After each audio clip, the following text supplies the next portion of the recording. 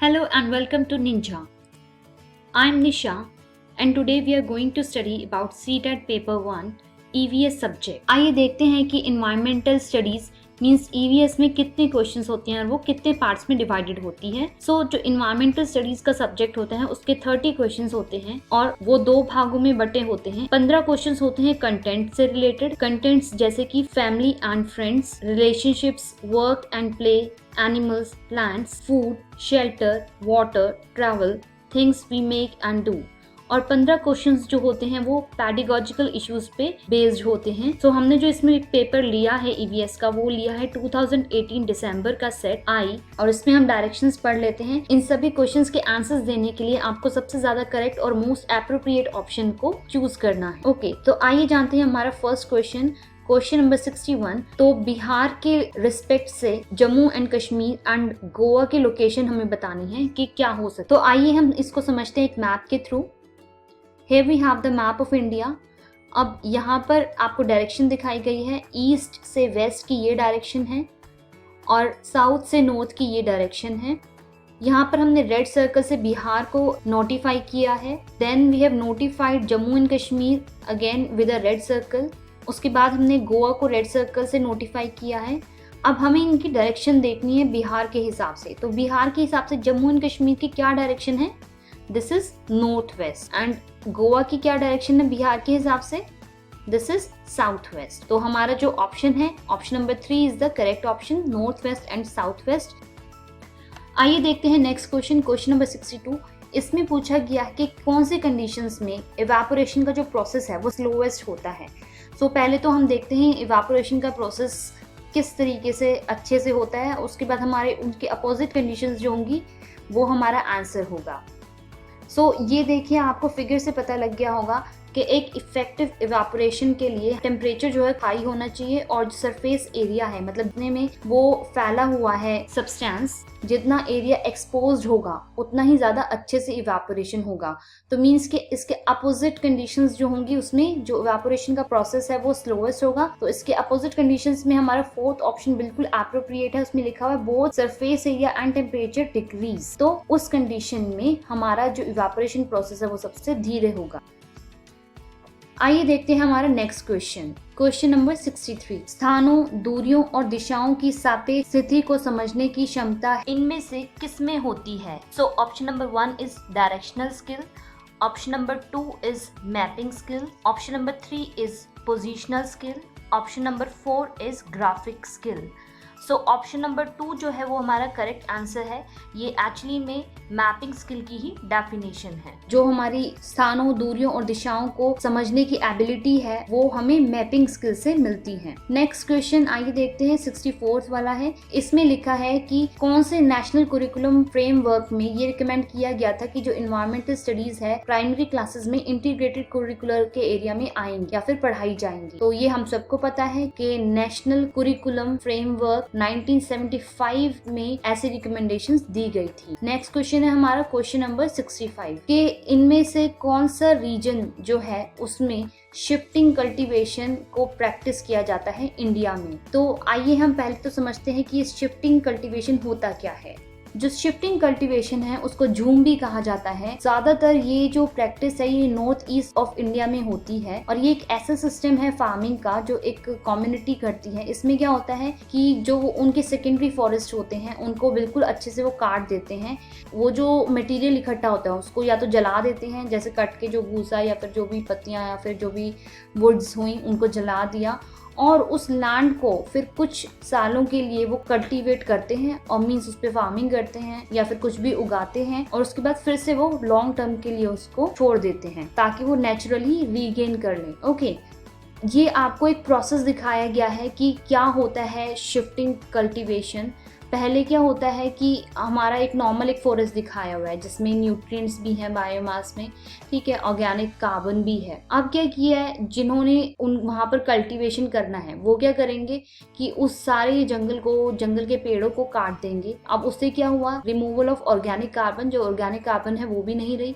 उसके बाद उन्होंने क्या किया, जो भी लकड़ी या फिर जो भी पेड़ गिरे वहाँ पर उनको जला दिया। उसके बाद उन्होंने वहाँ पर नए क्रॉप्स उगाए। उसके बाद क्या हुआ, बहुत लंबे टाइम के लिए, सी में देखिए क्या लिखा है कि बहुत लंबे टाइम के लिए एरिया को उन्होंने नेचुरल साइकिल से रीगेन करने के लिए छोड़ दिया ताकि वो रीस्टैब्लिश हो जाए। ओके, उसके बाद क्या हुआ है, बहुत लंबे टाइम तक वो नेचुरल साइकिल चलती है और वो जो उसके न्यूट्रिएंट्स हैं वो वापस आते हैं, और उतने टाइम में वो क्या करते हैं कि नियर बाय एरिया में दूसरा एरिया वो ढूंढते हैं और फिर वहां पर वो पेड़ काट देते हैं और फिर वो नई कल्टीवेशन के लिए वहां पर वो कुछ उगाते हैं कुछ सालों के लिए, और उसके बाद फिर उसको फिर से वहां पर उस लैंड को खाली छोड़ देते हैं, और ये प्रोसेस ऐसे ही चलता रहता है और इस प्रैक्टिस को ही हम कहते हैं शिफ्टिंग कल्टीवेशन। तो ये जो प्रोसेस होता है यूजुअली हमारा नॉर्थ ईस्टर्न रीजन में होता है। So option 1 is the correct answer. आइए देखते हैं नेक्स्ट क्वेश्चन। तो इसमें से कौन सी स्टेटमेंट जो है हाइड्रो पावर जनरेट होती है जो रिवर डैम से, उसके मायने में ट्रू नहीं है। तो हम स्टेटमेंट्स पढ़ते हैं। तो फर्स्ट ऑप्शन है dams encourage sustainable growth, means जो बांध है वो टिकाऊ विकास को प्रोत्साहित करता है। सेकंड ऑप्शन है it does not pollute water और एयर, यह पानी या हवा को प्रदूषित नहीं करता। थर्ड ऑप्शन में लिखा हुआ है कि hydro power facilities can have large environmental impacts, के ये जो जल विद्युत सुविधाएं हैं इनसे बड़े पर्यावरणीय प्रभाव हो सकते हैं। और फोर्थ ऑप्शन में लिखा है कि जो बांध हैं वो स्वदेशी लोगों को अपनी नदी की जीवन रेखाओं से अलग करते हैं। तो इनमें सब के सब ट्रू हैं एक्सेप्ट द वन, जो डैम्स हैं वो कोई भी सस्टेनेबल ग्रोथ को एनकरेज नहीं करते। So option 1 is the correct answer. आइए देखते हैं next question, question number 67। Which of the following is or are greenhouse gas or gases? तो इनमें से कौन से ग्रीन हाउस गैसेज हैं? सो फर्स्ट ऑप्शन में दिया है कार्बन डाइऑक्साइड, सेकंड ऑप्शन में दिया है मीथेन, थर्ड में दिया है वाटर वेपर एंड फोर्थ में दिया है ऑल ऑफ द अबव। तो हम जानते ही हैं कि ये तीनों जो गैसेस हैं वो ग्रीन हाउस इफेक्ट में होती हैं। So option 4 is the correct answer of question number 67। आइए देखते हैं नेक्स्ट क्वेश्चन, क्वेश्चन नंबर 68। जो कोल्ड डेजर्ट हैं इंडिया के वो मानसून से इफेक्ट क्यों नहीं होते? तो आइए हम इसको समझते हैं इस मैप के थ्रू। यहाँ पर देखिए आपको दिखाया हुआ है कि जो कोल्ड डेजर्ट हैं इंडिया के वो मानसून से इफेक्ट इसलिए नहीं होते कि जो माउंटेन रेंजेस होती हैं वो बैरियर्स की तरह एक्ट करती हैं, क्योंकि वो क्या करती हैं, जो मॉइस्ट एयर है जो ओशन से आ रही हैं वो उनको रोक देती हैं, जैसे कि आप देख सकते हैं इस पिक्चर में। अब यहाँ पर क्या हुआ कि पानी इवेपोरेट हो रहा है ओशन से और ऊपर जाएगा अगर, तो हवा ने ऊपर मॉइस्चर उठा लिया, उसके बाद जो है वो जो ठंडी हवाएं हैं वो जाती हैं पहाड़ों की तरफ और वो कूल हो जाती हैं, लेकिन वहां पर ही वो जो माउंटेन है वो एज अ बैरियर एक्ट करता है और वहीं पर वो पानी बरस जाता है, और फिर दूसरी जगह पर आते आते वो जो एयर है वो ड्राई हो जाती है, क्योंकि ऑलरेडी वो रेन के फॉर्म में पहले बरस चुका है पानी। तो इसीलिए जब वो उसके दूसरी साइड आती हैं, जो हमारे कोल्ड डेजर्ट की साइड आती हैं, तब तक उन हवाओं में से पानी निकल चुका होता है। तो इसीलिए वो रेन शेडो एरिया में आते आते उन हवाओं का पानी सूख जाता है और इसीलिए जो मानसून है वो कोल्ड डेजर्ट्स को इफेक्ट नहीं करता। So option 2 is the correct option. Cold deserts lie in the rain shadow of the Himalayas.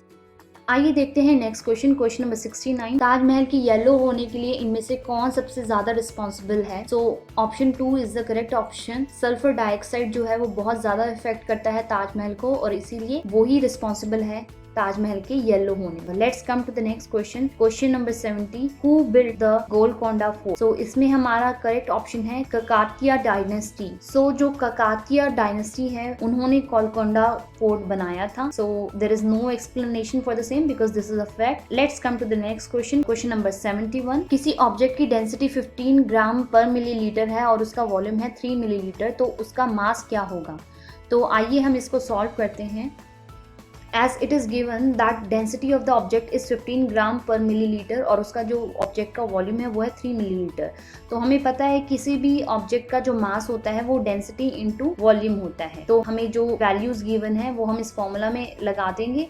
तो डेंसिटी कितनी है 15 ग्राम पर मिलीलीटर और वॉल्यूम है हमारा 3 मिलीलीटर, तो हमको इनको मल्टीप्लाई करना है। तो 15 into 3 is to 45 gram. So mass जो है ऑब्जेक्ट का वो है 45 gram. So option 2 is the correct answer. Let's come to the next question. इनमें से कौन सा स्केलर क्वांटिटी है? तो पहले तो हमें ये समझना होगा कि स्केलर क्वांटिटी होती क्या है। सो आप ये देख सकते हैं यहाँ पर बताया हुआ है कि 2 टाइप्स की क्वांटिटीज होती हैं, एक होती है स्केलर क्वांटिटीज और दूसरी होती है वेक्टर क्वांटिटीज। तो जो स्केलर क्वांटिटी होती है वो सिर्फ एक ही मैग्नीट्यूड की होती है और जो वेक्टर क्वांटिटी होती हैं उनमें मैग्नीट्यूड भी होता है और डायरेक्शन भी होती है। तो स्केलर क्वांटिटीज़ में हमारी आती हैं जैसे कि length, area, volume, speed, mass, density, pressure, temperature, energy, entropy, work, power. और जो हमारी वेक्टर क्वांटिटीज होती हैं वो होती है displacement, velocity, acceleration, momentum, force, lift, drag, thrust, weight. तो आप देख सकते हैं कि हमारी जितने भी ऑप्शंस हैं उनमें से जो फर्स्ट ऑप्शन है वो ही करेक्ट है, क्योंकि मास ही एक स्केलर क्वांटिटी है, जो बाकी हैं वो हमारी स्केलर क्वांटिटी नहीं है। नेक्स्ट इज इनमें से कौन सा ऑब्जेक्ट है जिसमें से लाइट पास नहीं हो सकती। तो आइए पहले तो हम समझते हैं कि इन सब ऑप्शंस का क्या मतलब है, ये क्या रिप्रेजेंट करते हैं। तो जैसे कि आप इस पिक्चर में देख रहे हैं, जो फर्स्ट वाला हमारा पिक्चर है उसमें टॉर्च दिखाई हुई है और उसमें सारी की सारी लाइट्स जो हैं वो पास हो रही हैं।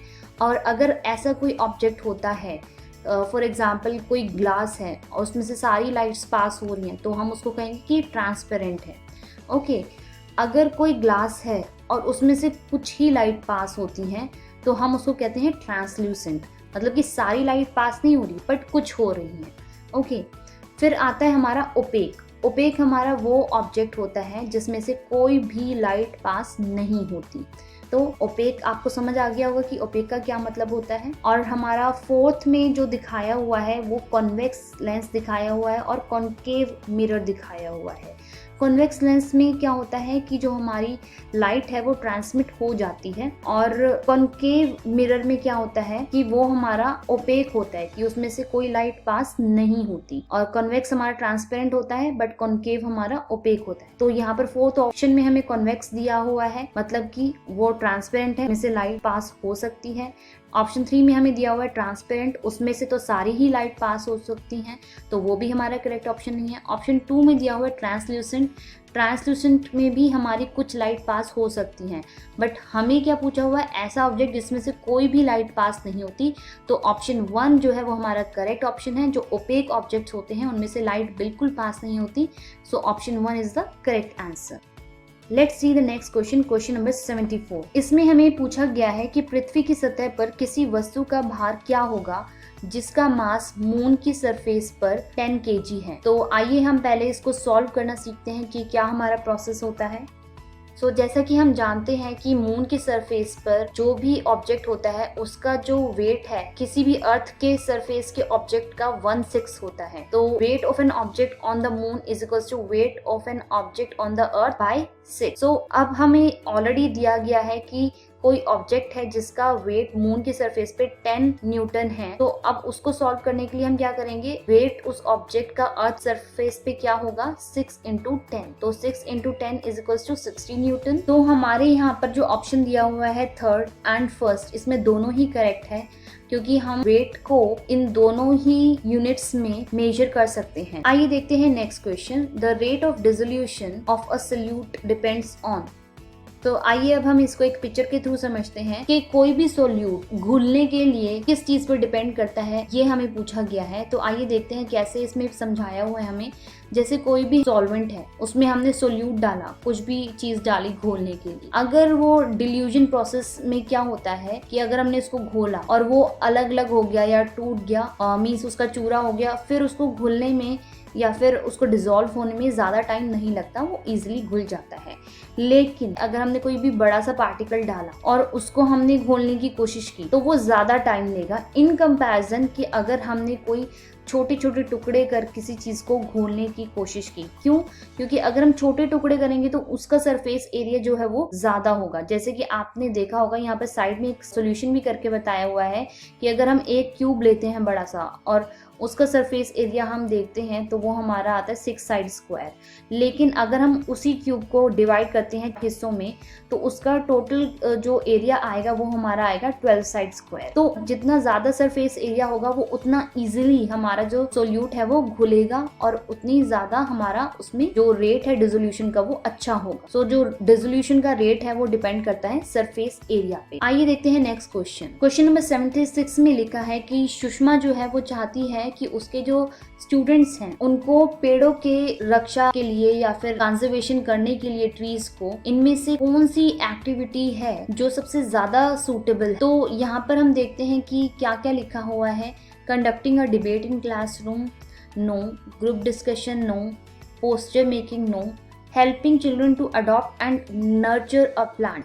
So option 4 is the correct option, क्योंकि किसी भी बच्चे को ये समझाने के लिए कि ट्रीज को कैसे कंजर्व करते हैं, उसके लिए यही सबसे ज़्यादा अच्छी एक्टिविटी है, क्योंकि उसमें क्या होगा, बच्चा नेचुरली उस प्लांट की केयर करना सीखेगा और उसको पानी देगा और उसको समझ आएगा कि ट्रीज हमारे लिए कितने इंपॉर्टेंट होते हैं और कितने लाभदायक होते हैं. So option 4 is the correct answer. Let's come to the next question, question number 77. इसमें दिया हुआ है कि अभय ने अपने छात्रों से उन बीमारियों पर समूहों में एक सर्वे करने के लिए कहा जिनसे उनके पड़ोसी के लोग पीड़ित थे. जो टेक्स्ट बुक है उसमें ऐसे किसी सर्वे का मेंशन नहीं किया गया है. सो इनमें से कौन सा ऑप्शन जो है वो रेलेवेंट नहीं है ऐसी टीचिंग लर्निंग स्ट्रेटजी से. सो आइए देखते हैं. पहले ऑप्शन में लिखा हुआ है कि it provided opportunity to interact with community. Second option में लिखा हुआ है कि इससे बच्चे जो है वो रियल लाइफ के साथ लर्न करने में उनको मदद मिलेगी. और थर्ड ऑप्शन में लिखा हुआ है कि इससे बच्चों को डेटा हैंडलिंग समझने और एक साथ काम करने में सक्षम बनाया जाएगा. और फोर्थ ऑप्शन में लिखा हुआ है कि इससे जो हमारी कम्युनिटी है उनको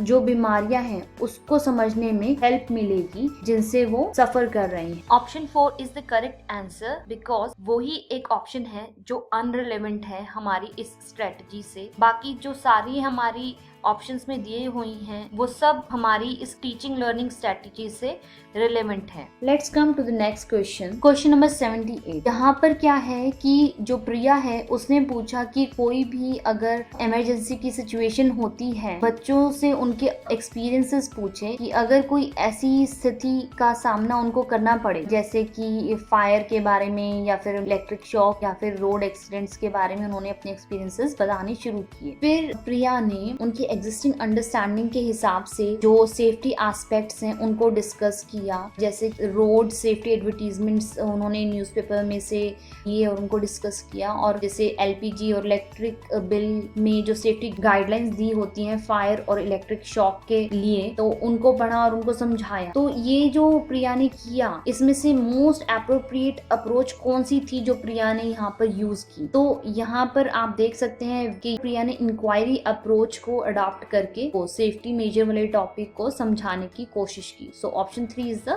correct answer. Let's come to the next question. जो कम्युनिटी है वो बहुत ही इंपॉर्टेंट टीचिंग और लर्निंग रिसोर्स होता है, क्योंकि फर्स्ट ऑप्शन में दिया हुआ है कि ये बहुत सस्ता और एक्सेसिबल होता है. ऑप्शन 2 में दिया हुआ है जो एल्डरली पीपल होते हैं वो ज्यादा वाइज होते हैं और उनके पास ज्यादा टाइम होता है. और थर्ड ऑप्शन में दिया हुआ है कि ये हमें एक लर्निंग एक्सपीरियंस की अपॉर्चुनिटी देता है जो रियल सेटिंग्स में होती हैं. और फोर्थ में दिया हुआ है कि कोई भी कम्युनिटी में ये सारी प्रॉब्लम्स का सोल्यूशन होता है और नॉलेज अवेलेबल होती है और ये हमें बिना किसी आलोचना के या बिना किसी क्रिटिक के हमें ये मिल जाती है. सो इसमें जो करेक्ट ऑप्शन है वो है ऑप्शन नंबर 3, कि एक्चुअली में जो कम्युनिटी होती है वो टीचिंग लर्निंग के लिए एक इम्पॉर्टेंट रिसोर्स इसलिए है क्योंकि ये हमें रियल लाइफ के एक्सपीरियंस देती हैं जिनसे कि हम रियल सेटिंग्स में चीजों को सीखते हैं. Let's come to the next question, question number 80. जो ईवीएस की टीचिंग लर्निंग को हम बाहर की लाइफ से जब जोड़ते हैं तो उससे हमारा क्या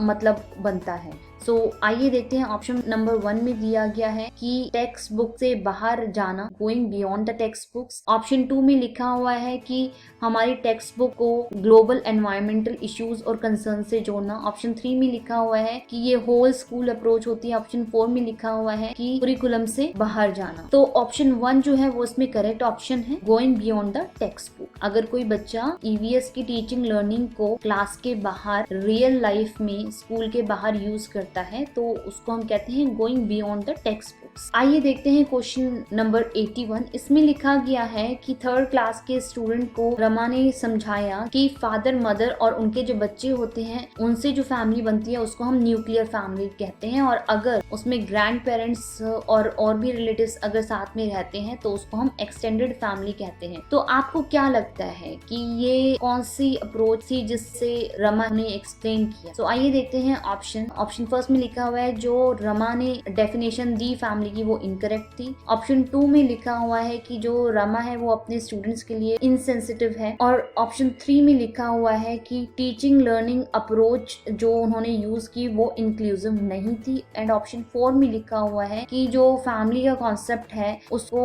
ऐसे ही पढ़ाना चाहिए। सो इसमें करेक्ट ऑप्शन है ऑप्शन नंबर 3 कि जो टीचिंग लर्निंग की अप्रोच रमा ने यहाँ पर यूज की 3rd क्लास के बच्चे के लिए वो इंक्लूसिव नहीं थी। सो न्यूक्लियर फैमिली का मतलब क्या होता है पहले हम वो जानते हैं। जो स्मॉलेस्ट और सबसे एलिमेंट्री टाइप की फैमिली होती है वो होती है न्यूक्लियर फैमिली, और उसमें यूजुअली क्या होता है एक हस्बैंड वाइफ और उनका बेबी होता है। ओके, अगर हम टेक्निकल सेंस में कहें कि फैमिली जो होती है उसमें 2 अडल्ट होते हैं अपोजिट जेंडर के, और वो सोशली अप्रूव्ड रिलेशनशिप में रहते हैं, और उनके साथ एक बच्चा भी होता है, चाहे वो अपना हो या फिर अडॉप्टेड हो। एक्चुअली में टीचर ने यहाँ पर ये नहीं बताया कि वो बच्चा उन पेरेंट्स का होना चाहिए या फिर अडॉप्टेड भी हो सकता है, तो इसीलिए इसको यहाँ पर नॉट इंक्लूसिव अप्रोच का नाम दिया गया है। क्योंकि इंक्लूसिव टीचिंग क्या होती है जिसमें हमारी जो टीचिंग है उसमें सारे बच्चों की डाइवर्स नीड्स को ध्यान में रखा जाता है और उनके बैकग्राउंड को भी ध्यान में रखा जाता है, ताकि जो लर्निंग एनवायरनमेंट है उसमें सारे के सारे बच्चे अपने आप को वैल्यूड फील करें और जो बच्चे हैं उनको इक्वली ट्रीट किया जाए, इक्वली वो चीजों को सीखें। तो सपोज फॉर एग्जाम्पल अगर कोई अडॉप्टेड बेबी है तो वो तो यहाँ पर अपने आप को रिलेटेड फील नहीं करेगा, तो ये जो अप्रोच है कि ये इनकरेक्ट है। तो किसी और तरीके से भी वो न्यूक्लियर फैमिली का कॉन्सेप्ट है वो समझा सकती थी, जैसे फैमिली ट्री से पहले इंडिविजुअल बच्चे की फैमिली के बारे में पहले जानना चाहिए टीचर को, उसके बाद ही मैम को ये कॉन्सेप्ट जो है वो इंट्रोड्यूस करना चाहिए। तो जो यहाँ पर उन्होंने अप्रोच यूज की वो एक्चुअली में इंक्लूसिव नहीं थी।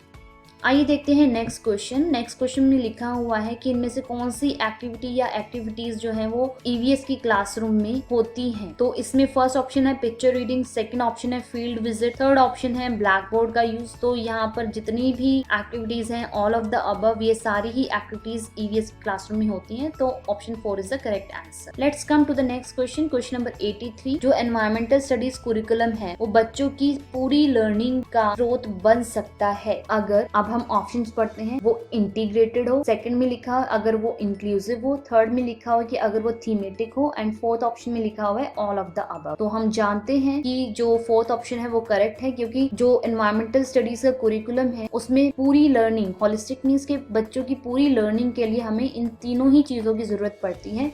तो ये तीनों ही चीजें इंपॉर्टेंट है। So option 4 is the correct answer. Let's come to the next question, question number 84। इसमें दिया गया है कि ईवीएस की टेक्स्ट बुक है उसमें एक सपेरे के ऊपर चैप्टर है, तो उस चैप्टर का क्या उद्देश्य है कि बच्चों को उसमें किस चीज के बारे में अवेयर कराया जाता है और वो कितना सेंसिटाइज्ड होते हैं उस चीज से। तो ऑप्शन 1 में दिया गया है कि यह एक इलीगल एक्ट है जो उस टेक्स्ट बुक के चैप्टर में हमें समझाया गया है, और सेकंड ऑप्शन में दिया गया है कि वो चैप्टर हमें इससे पढ़ाया गया है क्योंकि बच्चे आजकल स्नेक चार्मर्स को नहीं देख पाते। थर्ड ऑप्शन में लिखा हुआ है कि जो स्नेक चार्मर्स हैं वो स्नेक्स को ज्यादा हार्म ना पहुंचाएं और उनको एक्चुअली में और भी ऑल्टरनेटिव्स प्रोवाइड किए जाएं जिनसे कि वो उनको उनके लाइवलीहुड से अलग ना कर सकें। एंड फोर्थ ऑप्शन में दिया गया है कि जो एनिमल कीपिंग होती है वो एक अच्छा सोर्स होती है लाइवलीहुड के लिए। सो ऑप्शन 3 जो है वो हमारा करेक्ट ऑप्शन है कि उस चैप्टर में हमें समझाया गया है कि जो स्नेक चार्मर्स हैं उनको स्नेक को हार्म नहीं करना चाहिए और कुछ ऑल्टरनेटिव्स उनको ढूंढने चाहिए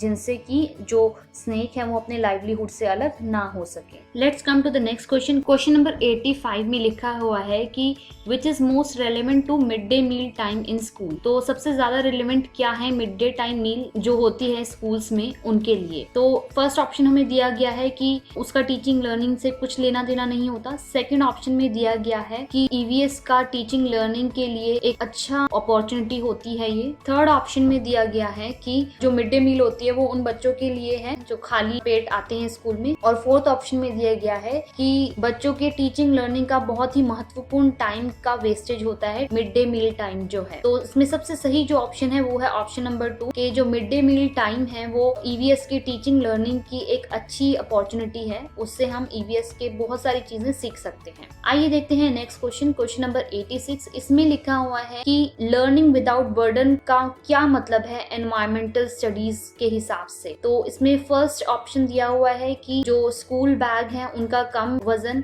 सेकेंड ऑप्शन में दिया गया है कि जो ईवीएस के टेक्स्ट बुक हैं उसमें कम चैप्टर्स दिए गए। थर्ड ऑप्शन में दिया गया है कि बहुत ही ज्यादा जो हमें चीजें समझ नहीं आती उनको कम करने की जरूरत है। और फोर्थ ऑप्शन में दिया गया है कि जो ईवीएस का कुरिकुलम है उसको आधा करने की जरूरत है। तो इसमें हमारा जो सही ऑप्शन है वो है ऑप्शन नंबर 3, जो हमें चीजें समझ नहीं आती हैं उनका जो लोड है वो कम करने की जरूरत है, उसी को हम कहते हैं लर्निंग विदाउट बर्डन। आइए देखते हैं next question, question number 87। EVS की क्लासरूम में जो ग्रुप लर्निंग है उससे हमारा कौन सा पर्पस सॉल्व होता है? तो ऑप्शन 1 में दिया गया है कि बॉयज और गर्ल्स जो है वो सेपरेटली लर्न कर सकें। सेकंड ऑप्शन में दिया गया है कि जो हाई और लो परफॉर्मर वाले बच्चे हैं उनको अलग करना और उनको रेमेडियल टीचिंग देना। और थर्ड ऑप्शन में लिखा गया है कि बच्चों को एक साथ काम करने के लिए उनमें वैल्यूज डालना और कोऑपरेशन का मतलब समझाना ताकि जो बच्चा है वो एक्टिवली पार्टिसिपेट कर सके। और फोर्थ ऑप्शन में दिया गया है कि स्टूडेंट्स को आसानी से मैनेज करना और